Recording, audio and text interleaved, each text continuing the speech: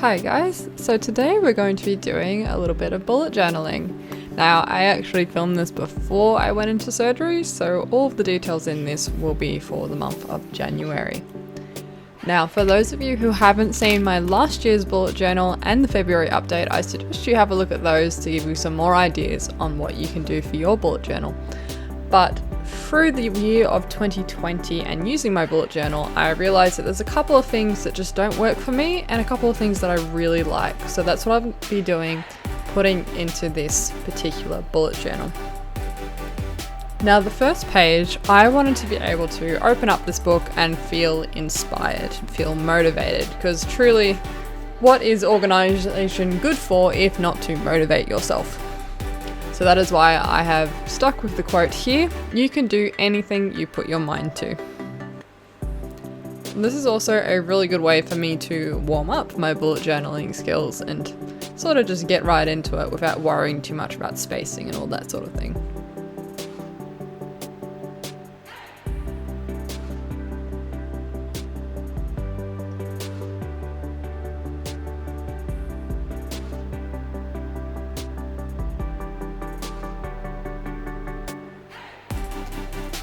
So now what I'm doing here is counting how many dots I've got to work with this year. It is actually slightly different to my old bullet journal that you can see here, and I will be recreating this particular calendar page which has all of the months for the year. I really enjoyed this part of my bullet journal. It gave me a good overview of the year and any particular dates, things like birthdays, that sort of thing.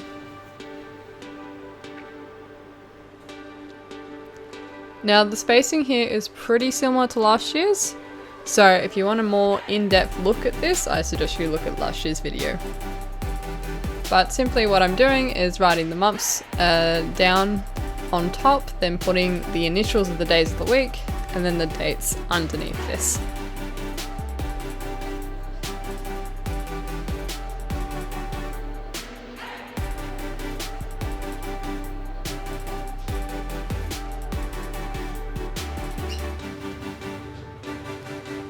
Now, of course, February is always a tricky month, and try not to get the dates wrong like I did. But that's okay, you're allowed to make some mistakes in these. Bullet journaling is always full of mistakes, regardless of how hard you try. So just roll with it. Gives it a bit more character, I think, too. Now, I've just got my Google Calendar open on the side there, and that's where I'm getting the days of the weeks and how the dates line up, essentially. It's really good to have a digital calendar on nearby when doing this so that you can cross-check it really quickly.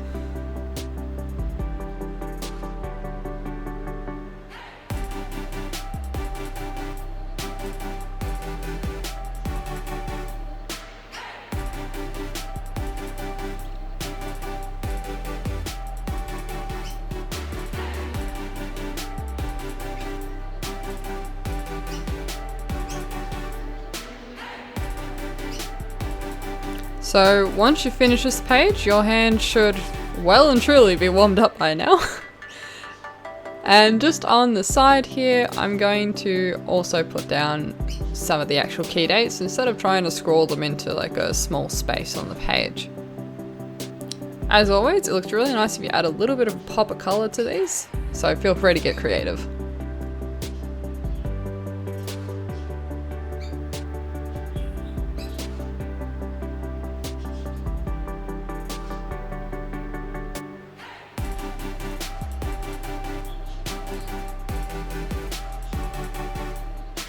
Now, I'm not actually a big fan of the spacing I did here in hindsight, so I would have put the birthdays section down a little further so that they were evenly spaced, but that's okay. It's a note for next year.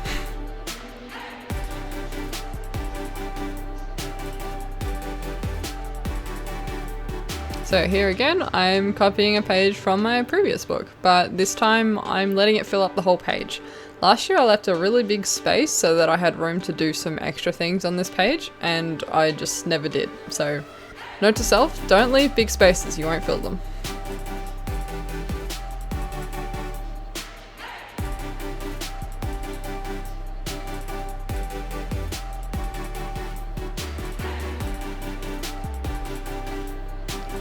Now I do feel that this page looks a little messy, and I'm not entirely sure how I'll do it next year, but I definitely want to spruce it up a little bit.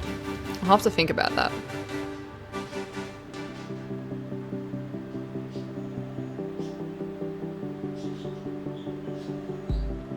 So one of my favorite parts about last year's bullet journal was my goals page. It was literally just one page. Now I'm doing a 2-page spread, and it was the best. It just made you feel so motivated and so happy when you were able to actually smash some of those goals out of the park.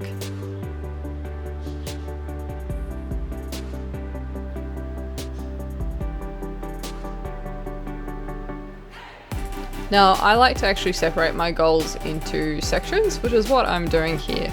I am creating a series of boxes for various categories of goals. This just helps with the organization a little bit, and I really like how it looks. Pretty sure I did the same style last year as well.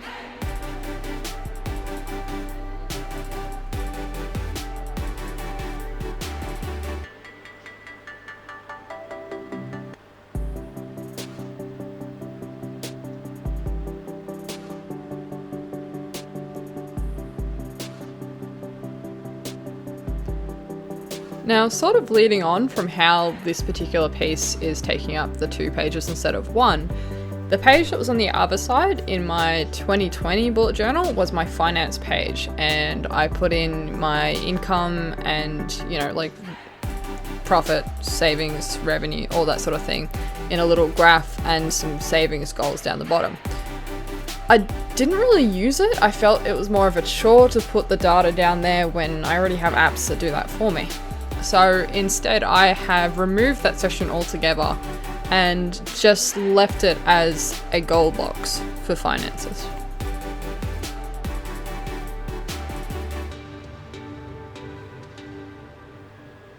Now, right now I'm just putting down some of the categories of goals I have. This will definitely vary for you. Put down what you feel you should, essentially.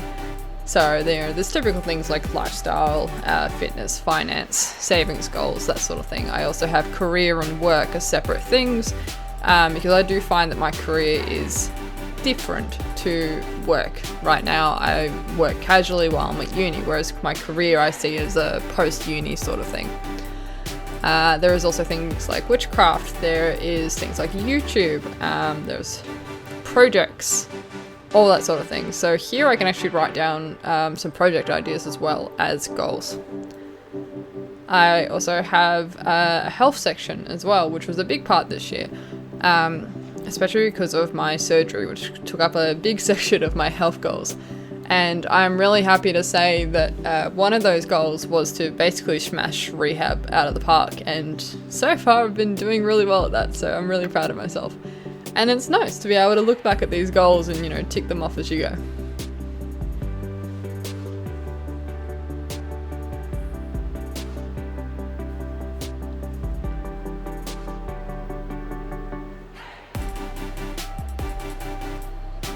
Now, funnily enough, there was actually a couple of goals here that were, you know, brought over from last year that I didn't complete.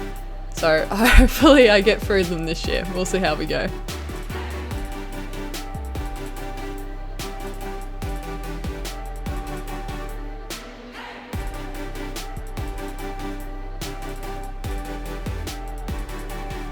But one of the big goals that I smashed last year was actually one of my YouTube goals. I surpassed 1,000 subscribers and I'm also able to monetize YouTube, which is super exciting, which means I can start putting some of that money back into my videos, getting things like better sound, better equipment, all that sort of thing.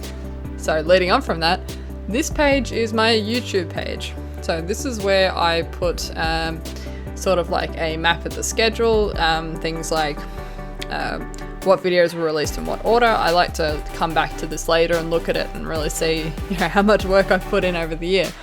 But I also use it for jotting down some YouTube ideas. So you might see a couple of little spoilers for upcoming videos. And that being said, some of these may not get made this year, or they may not get made at all, but it is a place for me to put down my ideas and sort of brainstorm, which I really enjoy having.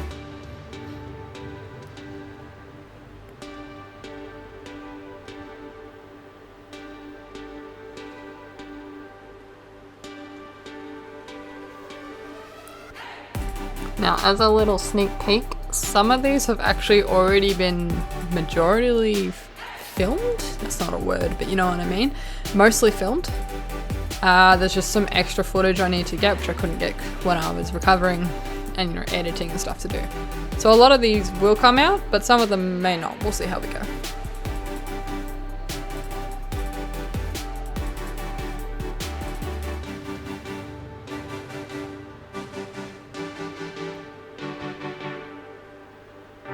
So here is the little schedule.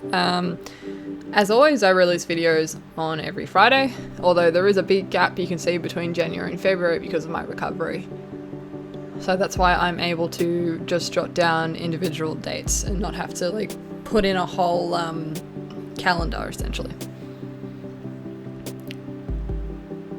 Now I wonder if you can spot a mistake I've made.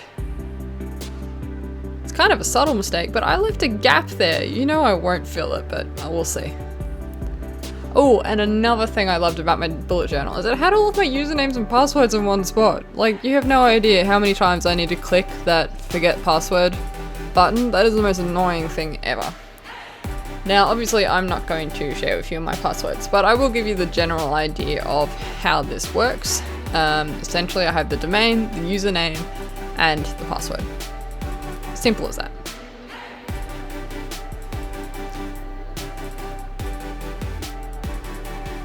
Now I just need to remember to come back to this page and actually write down any new logins I get.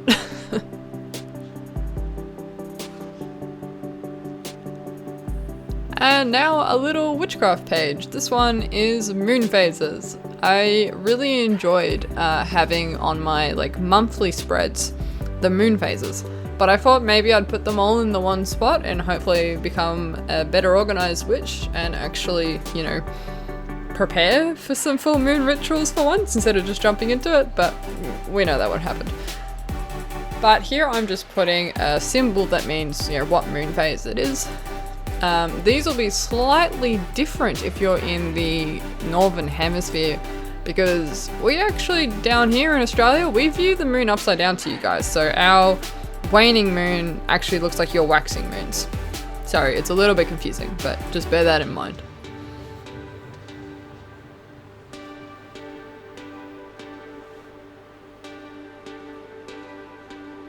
Now, I actually found this page super cute and I really like how simple it is. Oh look, I'm actually doing something in real time for once. This will just show you how slow this stuff is taking me. Most of the footage here is actually sped up. I think it's like 5 to 10 times depending on what it is, so you know, make sure you like pour yourself a cup of tea, you relax, you just free up an entire afternoon and just chill and do some journaling. It's actually super relaxing and super nice. Now here I'm also putting down the day of the week as well. I didn't do that usually in my last year's book, but this year I thought it might be interesting to put that down.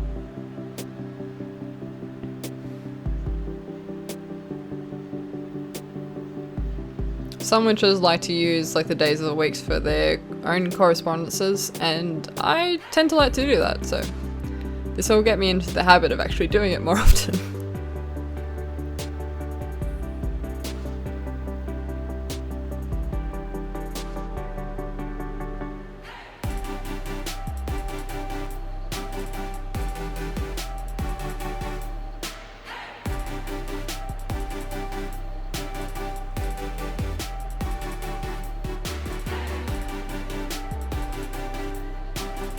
So now that that's done, I'm going to have a page called Special Dates, and this is slightly different to the original page that was at the start of this book.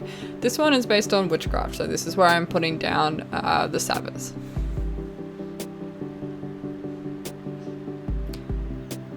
Now I will need to come back to this and fill in some other special dates, things like retrogrades and things like that. I'm trying to be more proactive with those. I don't fully understand them yet, but it is something I want to work with. And it is one of my goals for this year, as it was for last year. But again, I've left a big space, so hopefully I actually end up filling it, but I probably won't. And now here, this is the first of 12 monthly spreads. I really enjoyed having these in my old book. I would have them just before the daily spreads, the weekly spreads, and they were the best. So this one is for the month of January, and I tend to write a couple of goals on the side and some key dates and notes and things like that.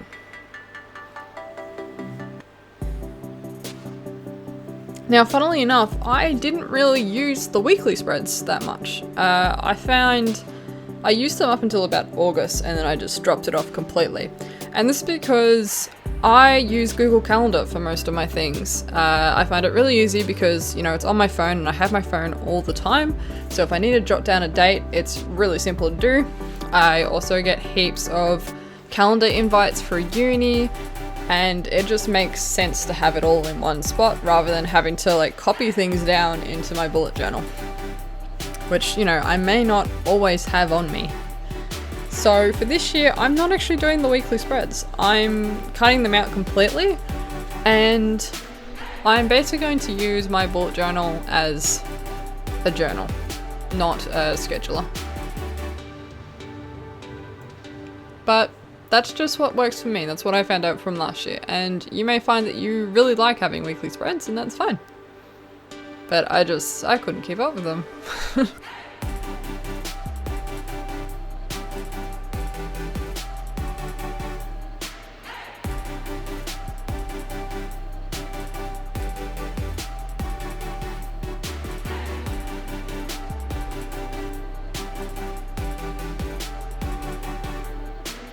So this is pretty much it for what I've done so far in my bullet journal. I will make an update if I feel the need to, but right now, this is it for me. I really liked how it turned out. I think I'm actually going to use it, which is good. And I hope you enjoyed the video.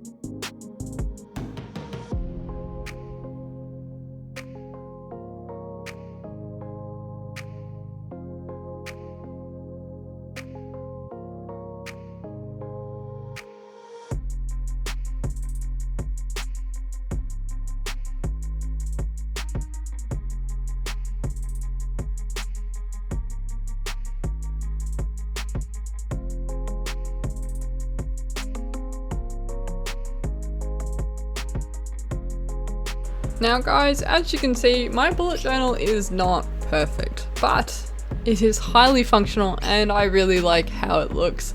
And I hope this inspired you to do your own bullet journal and maybe gave you some ideas as well. But I really like to do these videos as like a start of the new year thing, and hopefully 2021 will be much better than 2020. But however it turns out, I hope you guys have a wonderful day, and I will see you all next Friday. Thank you guys. Bye!